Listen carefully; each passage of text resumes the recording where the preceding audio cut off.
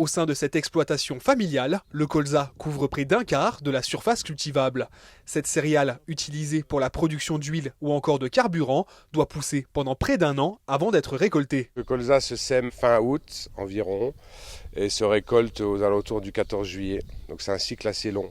L'idéal, il faut déjà qu'il pleuve au mois d'août, ça c'est pas toujours évident. Et après, il résiste à un hiver normal, mais quand il y a des excès de froid, ça se passe pas toujours bien. Un phénomène qui se vérifie particulièrement cette année.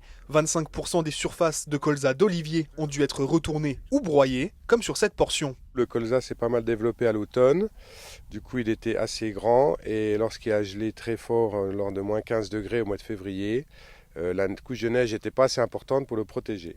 Des portions qu'on broie seulement maintenant, là c'est trop tard pour ressemer. Par contre, il y a des parcelles ou des morceaux de parcelles qu'on a broyés il y a 3 semaines, un mois, et puis qu'on a ressemé du maïs ou du tournesol.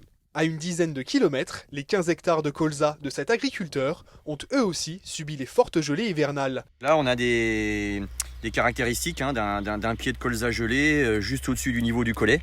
Et ça, c'était un stade qui était assez avancé et avec les gels, les gelées qu'on a eu de moins 15 courant février sur plusieurs jours, ça n'a pas pardonné, quoi.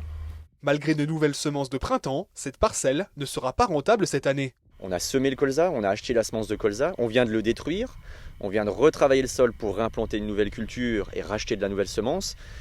Sur cette parcelle-là, économiquement, ça sera du négatif. Pour cet exploitant aux pratiques biologiques, le gel de ses pieds de colza pourrait avoir des conséquences sur ses prochaines cultures. On n'a pas l'utilisation de produits phytosanitaires. Le choix du colza, c'est une culture assez atypique en bio. Et nous, on a fait ce choix-là pour trouver une culture qui ramenait de la matière organique au sol dans la rotation. On a déjà enfui notre colza, donc on a restitué un tout petit peu de matière organique. Mais on en restituera beaucoup moins que si on avait fait notre culture complètement. En Moselle Sud, ces faibles récoltes restent exceptionnelles. Les producteurs espèrent des températures plus stables en cette fin d'année pour améliorer leur rendement en 2022.